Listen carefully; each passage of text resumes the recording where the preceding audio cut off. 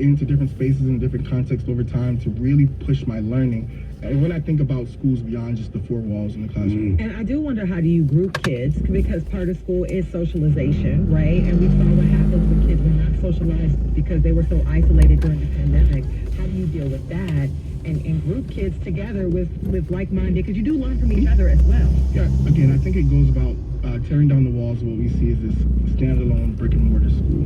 There may only be 3 or 4 kids who are interested in this particular subject area, but there are many kids across the country. What does it mean to have them all log into the Zoom at the same time and talk about what interests them? I feel a sense of belonging to a community that has a shared interest. It's the same adult principle we operate by now. We find our like-minded individuals, we find the people who work in a similar field, and we build and grow and develop along that same way. Yeah. I want to bring in a caller. This is Donald from South Philly, who's got a big fix idea. Hey, Donald, you're on Studio 2. What's your idea for us? My idea really in terms of the whole issue with K-12, I do believe a lot of the trades they took out of schools, whether that be plumbing, electrical, HVAC, and those are some of the things I believe that if you are not someone who is interested in going to college, those are some of the hands-on things that I think that would make high school, I think, better, as opposed to looking at it from 11th grade or 12th grade year saying, you know what, I don't have anything that I can look forward to after, high school. I'm not going to college, and almost like the buck just stops right there, right? So I think that when you have those trades, it kind of gives kids those options, and I do believe that it helps with morale in school in terms of, okay, they're not just focusing on the kids who are listening and working for college, but for me, I know that I'm looking at something that's going to actually be around for years. Plumbing, carpentry, electrical work. People are always going to need somewhere to live at.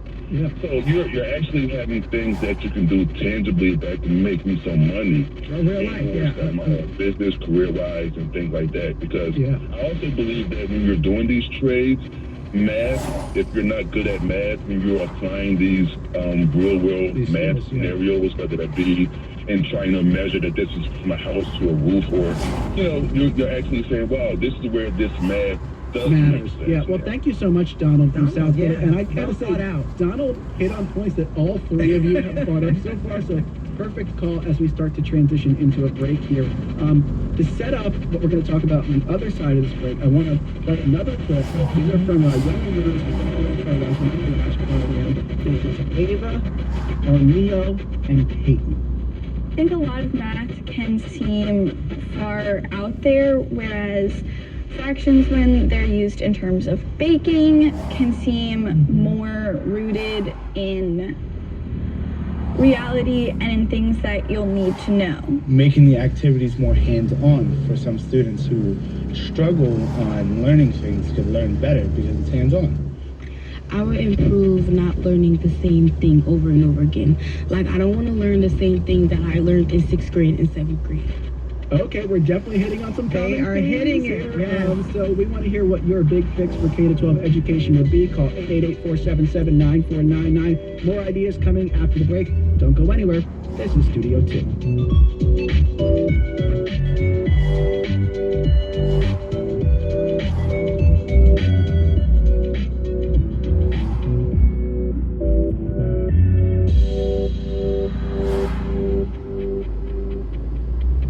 Supporting WHYY Hagley Museum and Library, where America's history comes to life. Located along the Brandywine River, Hagley Museum offers a unique combination of history and natural beauty. You can witness 19th century innovation in action to discover the untold stories of the people and products that helped build America. You can plan your visit at hagley.org/250. That's hagley.org/250. At Morning Edition, we know asking guests direct questions leads to more complete answers. Questions such as, How significant is that? Why did it get to be so difficult? And what do you think is going to happen next? to really understand what's happening, you have to understand why it's happening in the first place. Get the answers with us every weekday on Morning Edition from NPR News.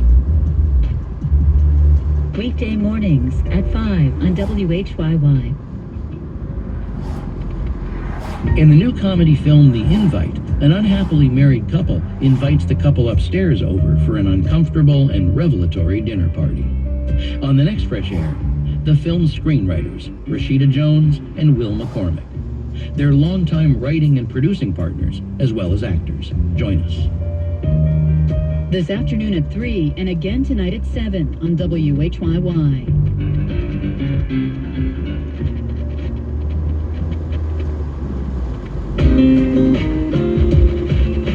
And welcome back to WHYY. I'm Avi Wolfman. And I'm Cherry Gregg. This is the debut of our monthly series, The Big Fix, where we explore big solutions to some of the country's most pressing problems. Today, we're taking on K-12 education and asking, how should we reinvent education to meet this moment and to best prepare kids for the future?